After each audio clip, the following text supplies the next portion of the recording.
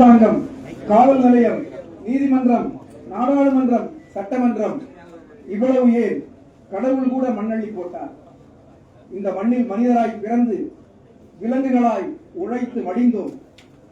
எங்களுக்காக பேச, எங்களுக்காக போராட, எங்களுக்கான நீதியை தேட, எங்களுக்கான நியாயத்தை பெற்றுத்தர யாரும் இல்லையா ஏங்கி கிடந்தோம். அடா, படையெடுத்து படை முடித்த கூட்டத்தில் பழங்கதையை பேசி எங்கள் நாடி நரம்புகளில் குருதி ஓட்டத்தில் சுயமரியாதையை, வீரத்தை, விடுதலை அவாவை விதைக்க வந்தாயே திருமா, எங்கள் திருமா. நீ பேசினாய், எங்கள் கிழவிகள் அடே வந்துவிட்டார்களா வீர பிள்ளையை ஆரத்தி எடுத்தார்கள். திருமா, நீ ஆக்ரோஷமாக முஷ்டியை உயர்த்தினாய். எங்கள் கிழவர்கள் உதித்ததடா நம் குடியில் புலிக்கன்று என நிம்மதியாய் கண்மூடினார்கள். அடங்கமறு, அத்துமீறு, உன் முழக்கத்தில் ஒவ்வொரு சேரியும் எரிமலையானது. கையிருப்பது, காலிருப்பது, எண்சான் உடலிருப்பது திமிரி எழ, திருப்பி அடிக்க என நீ வீரம் பழகிய போது இளைஞர்கள் எல்லாம் நாம் புலிகள் அல்லவா, இத்தனை நாட்கள் ஆளுகள் போல அடங்கி கிடந்தோமே என ஆர்ப்பரித்தனர். போர் பரணி எழுப்பினர். டா போட, டி போட நாக்குகள் நடுங்கின. தீண்டாமை சுவர்கள் இடிந்து ஒருங்கின. இந்த தமிழ் நிலம் எங்கள் தொல்நிலம் என ஈழம் பேசினாய். காவிரி போற்றினாய், அணுகுலை எதிர்த்தாய். உழவை காக்க, உழவரை காக்கவென களமாடி கழித்தாய். நாடாளுமன்றமும் சட்டமன்றமும் உன் நாவுக்கு மயங்கியது, மதிப்பளித்தது. ஐநாவும் உன்னை அழைத்து மதித்தது. தலித்துகளுக்கு மட்டுமில்லை திருமா, தமிழருக்கும் நீ தலைவன். நன்றி.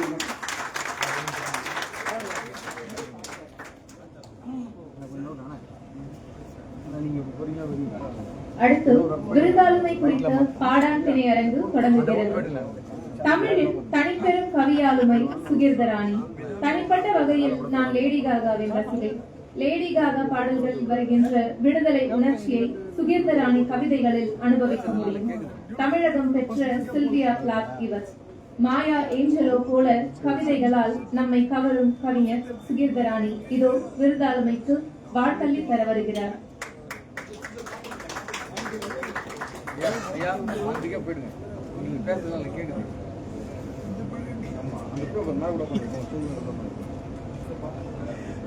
களம் புதிது அமைப்பு வழங்கும் தமிழ் பேராளுமை விருது பெற்று அமர்ந்திருக்கக்கூடிய விடுதலை சிறுத்தைகளுடைய கட்சி தலைவரும் நாடாளுமன்ற உறுப்பினரும் ஆகிய டாக்டர் தொல் திருமாவளவன் அவர்களே,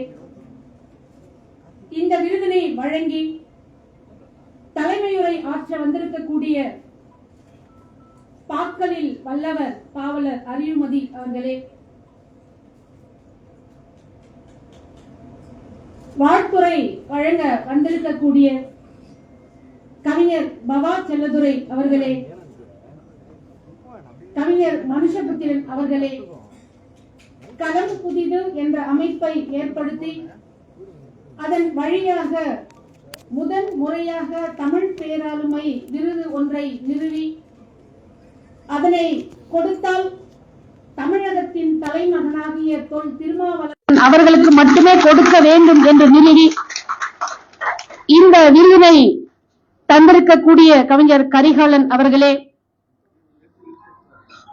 எழுத்தாளர் சு தமிழ்ச்செல்வி அவர்களே, கரிகாலன் அவர்களின் குடும்பத்தை சேர்ந்தவர்களே, விடுதலை சிறுத்தைகள் கட்சியினுடைய துணை பொதுச் செயலாளர் தோழர் வன்னியரசு அவர்களே, மற்றும் இங்கு வந்திருக்கக்கூடிய விடுதலை சிறுத்தைகளினுடைய நிர்வாகிகள், இலக்கியவாதிகள், எழுத்தாளர்கள், வாசகர்கள் மற்றும் டாக்டர் தொல் திருமா அவர்களின் மீது தனிப்பட்ட அன்பு கொண்டு இங்கு வந்திருக்கக்கூடிய அனைவருக்கும் என்னுடைய வணக்கத்தை நான் தெரிவித்துக் கொள்கின்றேன்.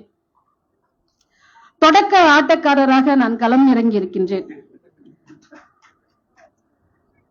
எனக்கு ஆச்சரியமாக இருக்கிறது, ஒரு விருதுக்கே விருது கொடுக்கும் என்ற நிகழ்ச்சி உலகத்திலே 8வது அதிசயம் என்றுதான் நினைக்கின்றேன்.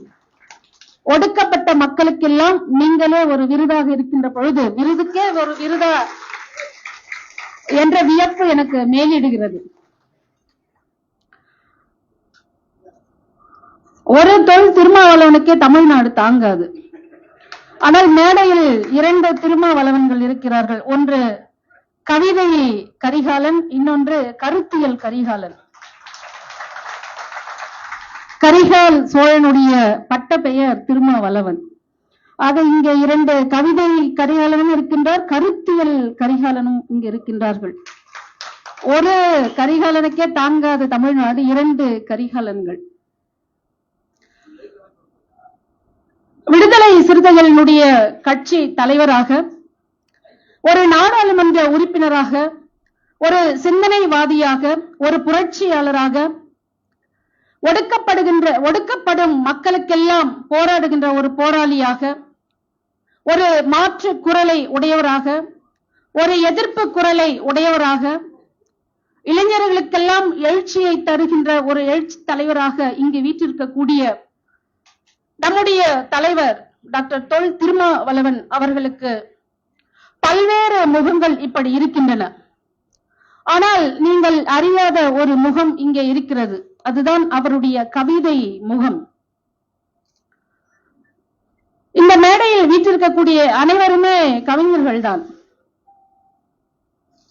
பாவலர் அறிவுமதி அவர்கள் அவிழரும்பு என்று சொல்லக்கூடிய ஒரு கவிதை தொகுப்பை, முதல் கவிதை தொகுப்பை எழுதியுள்ளார். பவா செல்லதுரை அவர்கள் எஸ்தரும் எஸ்தர் டீச்சரும் என்ற ஒரு கவிதை தொகுப்பை எழுதியிருக்கின்றார். அவரும் கவிஞர் தான். பாவலர் அறிவுமதி அவர்களும் கவிஞர் தான். கரிகாலனுடைய முதல் தொகுப்பு களம் புதிது வந்தது புகைப்பட மனிதர்கள் என்ற ஒரு கவிதை தொகுப்பு. அதை போலவே கவிஞர் மனுஷபுத்திரனுடைய முதல் கவிதை தொகுப்பு மனுஷபுத்திரனுடைய கவிதைகள் 1984 வந்தது. எனக்கு ஒரே ஆச்சரியமாக, நானும் ஒரு கவிஞர் தான், இது விருது விழாவா கவிதை விழாவா என்று ஒரே ஆச்சரியமாக இருக்கின்றது. அப்படி அரசியல் தளத்தில் மட்டுமல்ல, அரசியல் களத்தில் மட்டுமல்ல, ஒரு இலக்கிய களத்திலும் இலக்கிய தளத்திலும் கவிதை தளத்திலும் இயங்கக்கூடிய ஒரு மாபெரு மனிதராக டாக்டர் தொல் திருமா அவர்கள் இங்கே வீற்றிருக்கின்றார். அவரை இந்த இடத்திலே ஒரு அரசியல்வாதியாக, ஒரு விடுதலை சிறுத்தைகளுடைய கட்சி தலைவராக, ஒரு நாடாளுமன்ற உறுப்பினராக பார்ப்பதை சிறிது தள்ளி வைத்துவிட்டு, யாருமே அறியாத அவருடைய ஒரு இலக்கிய முகத்தை பற்றி உங்களிடத்திலே சில வார்த்தைகள் நான் பேசலாம் என்று நான் இருக்கின்றேன். டாக்டர் தொல் திருமாவளவன் அவர்கள் எனக்கு தெரிந்த வகையில் அல்லது நான் அறிந்த வகையில் ஒரு 4 முறை வாய்விட்டு அழுதிருக்கிறார். முதன் முறையாக மாவீரன் அண்ணன் மலைச்சாமி அவர்கள் இருந்தபோது திருமா அவர்கள் வாய்விட்டு கதறி அழுத காட்சியை நீங்கள் ஊடகத்தில் பார்த்திருக்கலாம் அல்லது இணையத்தில் பார்த்திருக்கலாம். எங்களை எல்லாம் விழிப்போடு இருக்க சொல்வீர்களே அண்ணா, இப்பொழுது நீங்கள் உறங்கிக் கொண்டிருக்கிறீர்களே, நான் வந்து உங்களுக்கு இரங்கல் செய்தியை வாசித்துக் கொண்டிருக்கிறேனா அண்ணா? கூட்டம் நடைபெறுகின்ற பொழுது நான் சோர்வாக இருக்கிறேன் என்று எனக்கு தேநீர் வாங்கி தருவீர்களே, எனக்கு குளிர்பானம் வாங்கி தருவீர்களே, கூட்டம் முடிய இரவு 1 மணி ஆனதும் உணவகத்திற்கு அழைத்து சென்று எனக்கு உணவு வாங்கி தருவீர்களே அண்ணா, உணவு வாங்கி தந்த பிறகு வேறு ஏதாவது வேண்டுமா என்று கேட்பீர்களே அண்ணா, எனக்கு என்ன தேவை இருக்கிறது அண்ணா? கடைசியாக உங்களிடத்தில் ஒன்றே ஒன்று நான் கேட்கின்றேன். ஓயாத உங்கள் சுறுசுறுப்பையும் சலியாத மனதையும் எனக்கு கடனாக தாருங்கள் அண்ணா என்று கதறி எழுதவர் தொல் திருமாவளவன் அவர்கள். என்னிடம் நீங்கள் அடிக்கடி கூறுவீர்களே, அண்ணல் அம்பேத்கர் அவர்களின் பெயரில் ஒரு அறக்கட்டளையை ஏற்படுத்தி ஒடுக்கப்பட்ட நம்முடைய மக்களுக்கெல்லாம் ஒரு கல்லூரியை நிறுவி அவர்களை கல்வியில் சிறந்தவர்களாக, அறிவில் சிறந்தவர்களாக மாற்ற வேண்டும் என்று சொன்னீர்களே அண்ணா, இப்பொழுது நீங்கள் எங்கே போய்விட்டீர்கள்? அண்ணல் அம்பேத்கரிடம் ஆலோசனை கேட்கவா அண்ணா என்று கைக்குட்டையால் தன்னுடைய முகத்தை துடைத்து அழுது புலம்பியவர் டாக்டர் தொல் திருமாவளவன் அவர்கள். இரண்டாவதாக தன்னுடைய தந்தை இறந்தபோது அவர் வாய்விட்டு அழுதார். மூன்றாவதாக தம்முடைய உயிரினும் மேலான தமக்கை அக்கா பானுமதி அவர்கள் இறந்தபொழுது திருமா அவர்கள் வாய்விட்டு அழுதார். உள்ளுக்குள் நம்முடைய மக்களுக்காக ஓயாமல் அழுது கொண்டிருந்தாலும் கூட வாய்விட்டு அழுதல் என்பது அவருடைய வாழ்க்கையிலே 3 முறை நிகழ்ந்தது. 1984 அவர்கள் கவிதைகளை எழுத ஆரம்பித்திருக்கிறார். அண்ணல் அம்பேத்கரின் 100 ஆண்டுகளுக்கு பிறகு தலித் இலக்கியம் மிக எழுச்சியோடு வீறு கொண்டு எழுந்தது. தலித் இலக்கியம் என்ற வகைமை தோன்றியது. அதன் பிறகுதான் தலித் மக்களுக்கான ஒரு எழுச்சியும் வளர்ச்சியும் எழுந்தது என்று நாம் நினைத்துக் கொண்டிருக்கின்றோம். ஆனால் அண்ணல் அவர்களுடைய 100 ஆண்டு கொண்டாட்டங்களுக்கு முன்பாகவே டாக்டர் தொல் திருமாவளவன் அவர்கள் கவிதையை எழுதி தலித் இலக்கியத்தினுடைய தொடக்கத்திற்கு வழிகோலியவர் திருமா அவர்கள். அவருடைய கவிதை தொகுப்பை நான் வாசித்து பார்த்தேன். நீங்கள் வாசித்தீர்களா என்று தெரியவில்லை. தமிழ்மண் பதிப்பகத்தின் வழியாக தொல் திருமாவளவன் கவிதைகள் என்ற ஒரு கவிதை தொகுப்பு வந்தது. அந்த கவிதை தொகுப்பிலே முதல் கவிதை மாவீரன் திலீபனை பற்றிய ஒரு கவிதை. பசியுடனே படுத்துக்கொண்டு விடுதலை பசியுடனே படுத்துக்கொண்டு வெங்கையாய் எழுந்தவனே என்ற ஒரு கவிதை தான் அவருடைய முதல் கவிதை. அந்த கவிதை தொகுப்பில் பல்வேறு விதமான கவிதைகளை அவர் எழுதியிருக்கின்றார். புரட்சியாளர் அண்ணல் அம்பேத்கரை பற்றி எழுதியிருக்கின்றார். தந்தை பெரியாரை பற்றி எழுதியிருக்கின்றார். யாசர் அரபத்தை பற்றி எழுதியிருக்கின்றார். பாவலரேறு பெருஞ்சித்திரனாரை பற்றி எழுதியிருக்கின்றார். இப்படி பல்வேறு தலைவர்களை பற்றி அவர்கள் அந்த கவிதை தொகுப்பிலே எழுதியிருக்கின்றார். அந்த கவிதை தொகுப்பை நான் புரட்டி புரட்டி பார்த்தேன்.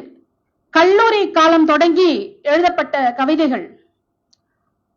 ஒரு கல்லூரியிலே படிக்கின்ற பொழுது எல்லோரும் எழுதக்கூடிய கவிதைகள் என்னவாக இருக்கும் என்று உங்களுக்கு தெரியும். காதல் கவிதைகளாக இருக்கும் என்று தெரியும். ஆனால் அந்த கவிதை தொகுப்பெல்லாம் நான் புரட்டி பார்க்கின்ற பொழுது ஒரு கவிதைகள் கூட அப்படி காதல் கவிதைகளாக இல்லை. நானும் தேடி பார்க்கின்றேன்.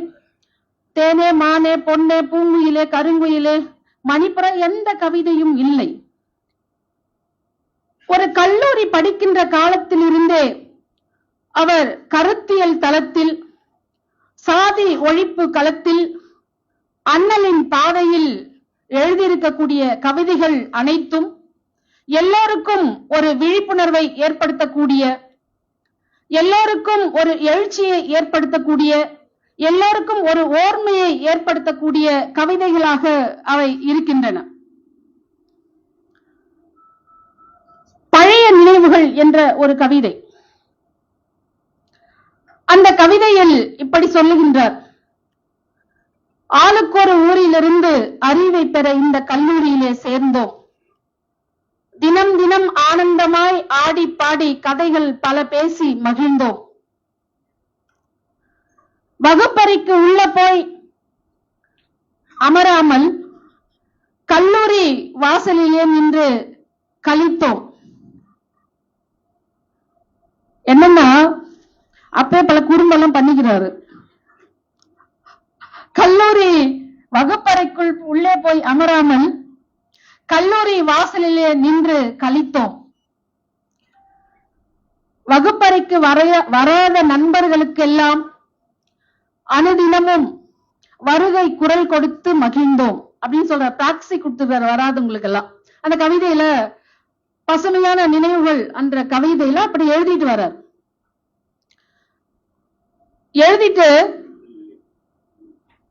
கல்லூரியில் பிரிகின்ற வேலை வந்ததே, இந்த பிரிவை தாங்காமல் அழுகின்றேன் தோழர்களே என்று அந்த கவிதையிலே ஒரு வார்த்தை வருகின்றது. 3 முறை தன்னுடைய வாழ்க்கையிலே வாழ்விட்டு அழுதவர் 4வது முறையாக கல்லூரியிலிருந்து பிரிகின்ற அந்த கடைசி வேளையில் கல்லூரியினுடைய வாழ்க்கை பிரிவை தாளாது வாய்விட்டு அழுகின்றேனே தோழர்களே என்று முடித்திருக்கின்றார். அப்ப கல்லூரி என்பது அவருடைய வாழ்க்கையில் அவருடைய பருவத்தில் எத்தகைய ஒரு தாக்கத்தை ஏற்படுத்தி இருக்க கூடும், அல்லது கல்லூரி படிக்கின்ற காலத்தில் அவர் எத்தகைய கருத்தியலுக்கு தன்னை உட்படுத்திக் கொண்டிருக்க வேண்டும், சமரசம் இல்லாமல் போராடுவதற்காக அவர் கல்லூரி வாழ்க்கையை எப்படி பயன்படுத்தி கொண்டிருக்க வேண்டும் என்ற ஒரு சின்ன தெரிப்பு அந்த வரியிலிருந்து வெளிப்படுகிறது. தாயை பிரிகின்ற குழந்தை போல இந்த கல்லூரியை நான் பிரிகின்றேன், வேதனை தாளாது நான் அழுகின்றேன் என்று சொல்லுகின்ற அவர் அந்த கவிதையினுடைய கடைசி வரியிலே எதை சொல்லுகிறார்?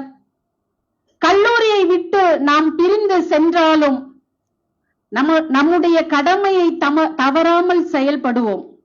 அதுதான் இங்க நாம சிந்திக்க வேண்டிய ஒரு விஷயமாக இருக்கிறது. கல்லூரியை விட்டு பிரிந்து சென்றாலும் தவறாமல் நம்முடைய கடமையை செயல்படுத்துவோம்.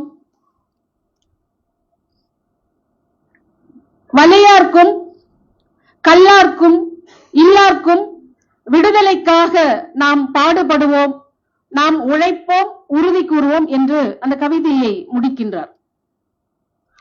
கவிதை என்பது பல்வேறு விஷயங்களை சுட்டிக்காட்டுவனாக இருந்தாலும் கூட தலைவர் அவர்கள் கடைசியில் அந்த கவிதையிலிருந்து உள்வாங்கிக் கொள்ளக்கூடிய சாராம்சங்களை கடைசியாக ஒவ்வொரு கவிதையிலும் விட்டு செல்வதை நாம் பார்க்கின்றோம். அண்ணல் அம்பேத்கரை பற்றி ஒரு கவிதை எழுதியிருக்கின்றார். மிக அற்புதமான ஒரு கவிதை. அவருடைய அரசியல் பேச்சுக்களை நாம் கேட்டிருக்கின்றோம், அவருடைய செயல்பாடுகளை நாம் கேட்டிருக்கின்றோம். ஆனால் அவற்றையெல்லாம் பிழிந்து ஒரு கருத்தியல் சாராக தந்திருக்கக்கூடிய அவருடைய கவிதை முகத்தை நாம் இன்னும் பார்க்கவே இல்லையோ என்று எனக்கு தோன்றுகிறது. அவர் அண்ணல் அம்பேத்கரை பற்றி எழுதுகின்ற போது, புனித புத்தன் மீண்டும் இந்த பூமியில் வந்தான், அண்ணல் அம்பேத்கர் என்னும் பெயர் கொண்டு வந்தான் என்று முடிக்கின்றார். புத்தனே அம்பேத்கராக தரையிறங்கி வந்தார் என்று ஒரு கவிதையிலே அவர் குறிப்பிடுகின்றார். இருளை எரித்தாய், இழிவை துடைத்தெரித்தாய் என்ற ஒரு கவிதை. இருளை துடைத்தெரித்தாய் என்ற ஒரு கவிதையிலே அண்ணல் அம்பேத்கரை பற்றி அவர் பேசுகின்றார். ஆம்பளைக்கும் பெண்களுக்கும் சம உரிமை என்பது அழுத்தம் திருத்தமாய் அரசியல் சட்டத்தில் எழுதி வைத்தாய் என்று முடிக்கின்றார். ஆக நாம் ஒரு கருத்தியல் தளத்தில் களமாடுகின்ற பொழுது அதை பற்றியெல்லாம் மிக சுருக்கமாக நம்முடைய உள்ளத்தில் தைக்கின்ற வகையிலே அவர் தன்னுடைய கவிதைகளில் முன்வைக்கக்கூடிய ஒருவராக நாம் பார்க்கின்றோம்.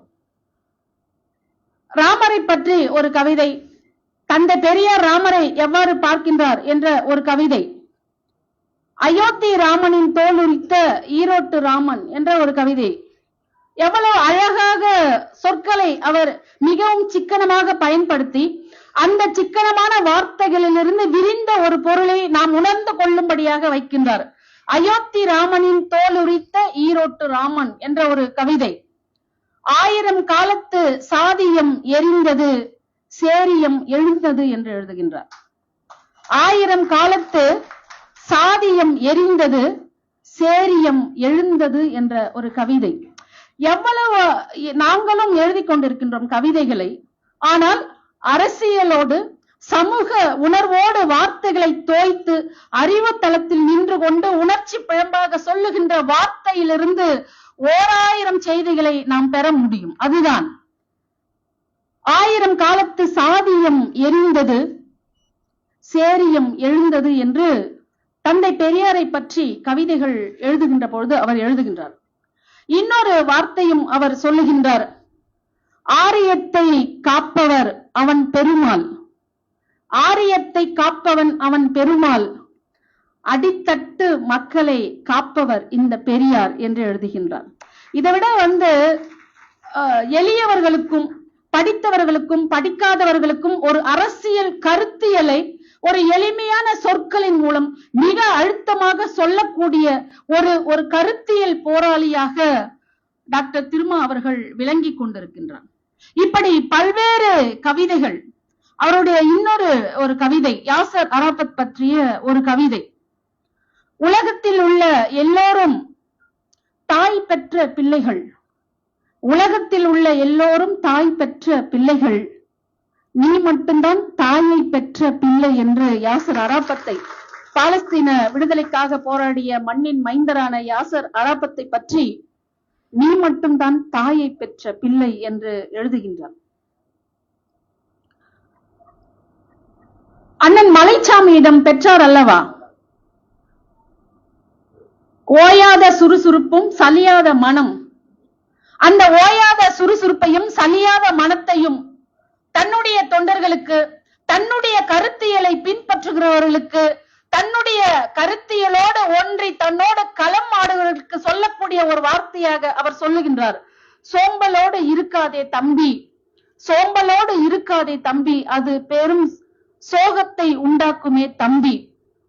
உன்னுடைய நெஞ்சினிலே கல்வி எனும் ஏர் முனையை பண்படுத்து, உன்னுடைய நெஞ்சினிலே கல்வி எனும் ஏர் முனையை பண்படுத்து, வருங்காலம் அது வசந்தம் உனக்கு வந்து சேரும் என்று சொல்லுகின்ற, படிப்பறிவை ஊட்டுகின்ற, பண்பாட்டை ஊட்டுகின்ற, ஒழுக்கத்தை ஊட்டுகின்ற ஒரு தலைவராக முன்னிற்கின்றார். புரட்சி என்ற ஒரு கவிதை, புரட்சி என்பது வேறு, வன்முறை என்பது வேறு, நீ புரிந்து கொள் என்று தன்னுடைய தொண்டர்களுக்கு அவர் அறிவுறுத்துகின்றார். இப்பொழுதெல்லாம் தொண்டர்கள் எல்லாம் தலைவர்களுக்கு கட்டுப்படுவதே இல்லை. ஆனால் நம்முடைய தலைவர் அவர்களுக்கு தொண்டர்கள் எப்படி கட்டுப்பட்டிருக்கிறார்கள் என்று உங்களுக்கு தெரியும். இந்த அரங்கத்தில் கூட அப்படித்தான் அமர்ந்திருக்கிறீர்கள். அது அவருடைய கருத்தியலுக்கு கிடைத்த வெற்றி, அவருடைய போராட்டத்திற்கு கிடைத்த வெற்றி, அவருடைய உழைப்புக்கு கிடைத்த வெற்றி என்றுதான் நான் கருதுகின்றேன். தன்னுடைய தொண்டர்களுக்கு அறிவுறுத்துகின்ற ஒரு இடத்திலே அவர் சொல்லுகின்றார், புரட்சி என்பது வேறு, வன்முறை என்பது வேறு, நீ புரிந்து கொள். பொறுக்கி என்பது வேறு, போராளி என்பது வேறு, புரட்சி செய்ய வேண்டும் என்ற இதையெல்லாம் 20-15 ஆண்டுகளுக்கு முன்பே எழுதியவர் தொல் திருமா அவர்கள். அப்ப ஒரு தொண்டன் எவ்வாறு இருக்க வேண்டும், ஒரு தலைவர் எவ்வாறு இருக்க வேண்டும் என்பதிலே மிக கவனத்துடன் இருக்கக்கூடிய ஒரு கருத்தியல் போராளியாகத்தான் இங்கே நாம் அவரை பார்க்கின்றோம். தாத்தா ரெட்டமலை சீனிவாசனை பற்றி அவர் ஒரு கவிதை எழுதியிருக்கின்றார். குடிசையில் உதித்த ரெட்டைமலை, குடிசையில் உதித்த ரெட்டைமலை, அவர் கொடுமைகளுக்கு எதிராய் சீறுகின்ற எரிமலை என்று முடித்திருப்பார். அப்போ நம்ம ரெட்டமலை சீனிவாசன் தாத்தாவை பற்றியெல்லாம் பேசுகின்ற அல்லது எழுதுகின்ற மிகப்பெரிய ஒரு விஷயங்களை எல்லாம் மிகவும் ஒரு பழத்தை சாறு பிழிந்து கொடுப்பது போல ஒரு கவிதையிலே சாறு பிழிந்து கொடுக்கின்ற ஒரு வல்லமை கவிஞர் தொல் திருமாவளவன் அவர்களுக்கு மட்டும்தான் உண்டு என்று நான் கருதுகின்றேன். அவர் ஒரு நாடாளுமன்ற உறுப்பினராக இருந்தாலும், ஒரு கட்சியினுடைய உறுப்பினராக இருந்தாலும், இந்த மேடையில் அவரை கவிஞர் தொல் திருமாவளவன் என்று குறிப்பிடுவது எனக்கு உள்ளபடியே மிகுந்த ஒரு மகிழ்ச்சியை தருகின்ற ஒரு விஷயமாக இருக்கின்றது. இப்படி பல்வேறு பாவலர் பெருஞ்சித்திரனாரை பற்றி அவர் கவிதை எழுதியிருக்கின்றார். இங்க கூட தமிழ் பேராளுமை விருதுதான் என்றுதான் பெயர் வைத்திருக்கிறார்களே தவிர தாய்மண் என்று பெயர் வைக்கவில்லை. அந்த தமிழ் மொழிக்கு மிகவும் உழைத்த ஒரு மிகப்பெரிய ஆளுமை பெருஞ்சித்திரனார், பாவலர் ஏறு பெருஞ்சித்திரனார். அவரை பற்றி அவர் கவிதை எழுதியிருக்கின்றார். இப்படி தன்னுடைய அறிவினுடைய விஸ்தீரணம் இருக்கிறது அல்லவா, அது வெறும் ஒரு அரசியல் விஸ்தீரணம் மட்டும் அல்ல, ஒரு சமூக விஸ்தீரணம் மட்டும் அல்ல, மாறாக இலக்கியத்திலும் இலக்கிய கருத்தியலிலும் கூட ஒரு கவிதை என்ற ஒரு பரப்பில் எப்படி மக்களுக்கு ஒரு எழுச்சியை, ஒரு சாதிக்கு எதிரான ஒரு எழுச்சியை உருவாக்க முடியும், அல்லது சாதிக்கு எதிராக எப்படி களமாட முடியும் என்ற அந்த கவிதை முகத்தை கூட நம்முடைய டாக்டர் திருமாவளவன் அவர்கள் காட்டியிருக்கின்றார். ஆக முடித்துக் கொள்கின்றேன். அதற்கு முன்பு ஒரே ஒரு கருத்து. கரிகாலன் அவர்கள் பேசுகின்ற பொழுது தேசிய இனத்தை பற்றி அவர்கள் பேசினார்கள். ஒரு தேசிய இனம், அது தமிழராக இருக்கட்டும் அல்லது கன்னடராக இருக்கட்டும் அல்லது தெலுங்கராக இருக்கட்டும், ஒரு தேசிய இனம் தனக்கான ஒரு அடையாளத்தோடு தனக்கான ஒரு தனித்துவத்தோடு ஒருங்கிணையும் பொழுது அதற்கு தடையாக இருப்பவை சாதிதான். இப்ப தமிழர்களாக ஒருங்கிணைய வேண்டும் என்று சொன்னால் இங்கு இருக்கக்கூடிய தமிழர்கள் எல்லாம் தலித்துகளை தவிர்த்து தான் தமிழர்களாக ஒருங்கிணைக்கிறார்கள். தலித்துகள் அல்லாத கூட்டமைப்பெல்லாம் ஏற்படுகிறது அல்லவா? தலித்துகள் அல்லாத தமிழர்கள் கூட்டமைப்பெல்லாம் இங்கே ஏற்படுகிறது. அப்போ ஒரு தேசிய இனம் தனக்கான ஒரு அடையாளத்தை கொண்டு வருவதற்காக ஒருங்கிணையும் பொழுது அங்கே தலித்துகளை விட்டு விடுகிறார்கள். அதற்கு காரணமாக இருப்பது சாதி. அப்ப இந்த சாதியை கேள்வி கேட்காமல் அல்லது இந்த சாதியை ஒழிப்பதற்கான வழிமுறைகளை செய்யாமல் எப்படி ஒரு தேசிய இனம் தனக்கான ஒரு அடையாளத்தை இங்கே கட்டமைக்க முடியும்? அதனால் அந்த சாதியத்தை கேள்வி கேட்காமல் அல்லது சாதியத்தை எதிர்க்காமல் அதை அப்படியே கடந்து விடுகிறார்கள். ஏன்னா சாதி என்பது நம்முடைய மனதிலே இருக்கக்கூடிய ஒன்று. அப்ப மனதிலே இருக்கக்கூடிய ஒன்றை வேரோடு அழிப்பதற்கு முடியாமல் அதை கடந்து விடுகிறார்கள் அல்லது சாதியை ஏற்றுக்கொள்ளக்கூடியவர்களாக இருக்கிறார்கள். அதனாலதான் வேங்கை வயல் பிரச்சனை தொடர்ந்து நடைபெற்றுக் கொண்டிருக்கிறது. தலித்துகளுக்கு சுடுகாட்டுக்கான பாதைகள் இல்லை. தலித்துகளுக்கு கோயில்களில் வழிபடுகின்ற உரிமை எல்லாம் மறுக்கப்படுவது இதனாலதான். அப்போ இதை நாம் ஒரு உரையாடலாக மாற்ற வேண்டும் என்று சொன்னால் அது அரசியல் பிரச்சனையாக மட்டும்தான் பார்க்கப்படுகிறது. இப்ப வேங்கை வயல் பிரச்சனையோ இல்லது தலித்துகளுக்கு சுடுகாட்டுக்கு பாதை இல்லை என்கின்ற ஒரு விஷயத்தையோ அல்லது கோயில்களில் அவர்களுக்கு உரிமை மறுக்கப்படுகிறது என்பதை ஒரு உரையாடலாக தலித்துகள் இடையேயும் அல்லது தலித் அல்லாதவர்கள் இடையேயும் ஒரு உரையாடலாக மாற்றுகின்ற பொழுது அது ஆளும் கட்சிக்கு எதிரான ஒரு உரையாடலாக மாறுகிறது. ஏன் என்று சொன்னால் இது ஒரு அரசியலாக மட்டுமே பார்க்கப்படுகிறது. சாதி ஒழிப்பு என்பதும் அல்லது சாதி இருப்பு என்பதும் ஒரு அரசியலாக பார்க்கப்படுகிறது. அப்ப இதை ஒரு சமூக பிரச்சனையாக மாறுகின்ற பொழுதுதான் சாதி ஒழிப்பு என்பது சாத்தியமாகும். அப்ப சாதி என்பதை ஒரு அரசியல் பிரச்சனையாக மட்டும் பார்க்காமல் அது சமூக பிரச்சனையாக மட்டும் பார்த்தவர்கள் இருவர் தான். ஒன்று அண்ணல் அம்பேத்கர், இன்னொருவர் தந்தை பெரியார். சமூக பிரச்சனையா அப்ப இந்த சமூக பிரச்சனையாக பார்க்கின்ற பொழுதுதான் சாதியத்திற்கு எது வேறாக இருக்கிறது? மதம் வேறாக இருக்கிறது. அப்ப மதத்தை கேள்வி கேட்க வேண்டும். மதத்தை வேரோடு தோண்டி எடுக்கின்ற பொழுதுதான் நாம் சாதியத்தை வேரோடு தோண்டி எடுக்க முடியும். அப்ப மதத்தை நாம் கேள்வி கேட்பதன் வாயிலாக சாதியத்தை கேள்வி கேட்கும். இதுதான் ஒரு சமூக பார்வையாக இங்கே நான் இந்திய சமூகத்தில் முன்வைக்க முடியும். அப்படி அண்ணல் அம்பேத்கர் அவர்களுக்கு பிறகு தந்தை பெரியாருக்கு பிறகு இந்த சாதி என்கின்ற விஷயத்தை ஒரு அரசியல் நிகழ்ச்சியாக அரசியல் பிரச்சனையாக பார்க்காமல் அதோடு சேர்ந்து ஒரு சமூக பிரச்சனையாக பார்த்தவர் டாக்டர் தொல் திருமாவளவன் அவர்கள். இந்த பின்புலத்தோடு தான் அவருடைய எல்லா செய்கைகளும் அவருடைய எல்லா மாநாடுகளும் இதைத்தான். சாதி என்பது ஒரு சமூக பிரச்சனை, அது ஒரு சமூக நோய். அதை தீர்க்க வேண்டும் என்று சொன்னால் நாம் கருத்தியலாக பேச வேண்டும். மற்றவர்களிடத்திலே நாம் ஒரு மாற்றத்தை ஏற்படுத்த வேண்டும் என்றுதான் சனாதன ஒழிப்பு மாநாடு என்று நடத்துகின்றார். சனாதனத்திற்கு எதிராக எப்பொழுதும் களமாடிக்கொண்டிருக்கின்றார். சாதி ஒழிப்புக்கு எதிராக எப்பொழுதும் பேசிக் கொண்டிருக்கின்றார். சாதி ஒழிப்புக்கு அரணாக இருக்கக்கூடிய அந்த மதத்தை அழிக்க வேண்டும் என்று பேசியிருக்கின்றார். மனு தர்மத்திற்கு எதிராக பேசிக் கொண்டிருக்கின்றார். இப்படி இத்தனை முகங்களையும் கொண்டவராக விளங்கி கொண்டிருக்கக்கூடிய தொல் திருமாவளவன் அவர்களுக்கு நம்முடைய தமிழ் பேராண்மை விருது வழங்கியது மிக சிறந்த ஒரு சால பொருத்தம் என்று நான் இந்த நேரத்திலே தெரிவித்துக் கொள்கின்றேன். குரலற்றவர்களுக்கு ஒரு குரலாக, மொழியற்றவர்களுக்கு ஒரு மொழியாக,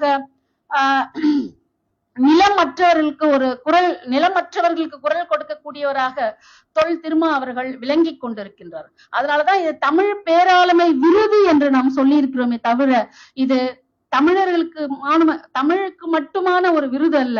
மாறாக இது தமிழர்களுக்குமான ஒரு விருது, தமிழ் நிலத்திற்குமான விருது. ஏனென்று சொன்னால் குரலற்றவர்களினுடைய குரலாக ஒலித்துக் கொண்டிருப்பவர் தொல் திருமாவளவன் அவர்கள். நிலமற்ற தலித்துகளுக்கு ஒலித்துக் கொண்டிருக்கக்கூடிய ஒரு குரலாக இருப்பவர் தொல் திருமாவளவன் அவர்கள். மொழியற்றவர்களுக்காக ஒரு மொழியை பேசுவதற்கான, சொற்களை பேசுவதற்காக ஒலித்துக் கொண்டிருக்கக்கூடிய குரல் தொல் திருமாவளவன் அவர்களுடையது. ஆக இந்திய அளவில் மட்டுமல்ல, உலக அளவிலே கூட ஒரு சரித்திரத்திலே இடம்பெற்றிருக்கக்கூடிய நம்முடைய தொல் திருமா அவர்களுக்கு இந்த களம் புதிது அமைப்பின் சார்பாக இந்த தமிழ் பேராளுமை விருது வழங்கியது உலகத்தில் வேறு யாருக்கும் வழங்காமல் அந்த விருது இவருக்கு மட்டுமே ஆனது என்று கரிகாலன் அவர்களுக்கு சொல்லிக்கொண்டு இந்த விருது விழாவில் எனக்கு வாய்ப்பளித்த உங்கள் அனைவருக்கும் என்னுடைய நன்றியும் வாழ்த்துக்களையும் தெரிவித்துக் கொண்டு விடைபெறுகின்றேன். நன்றி, வணக்கம்.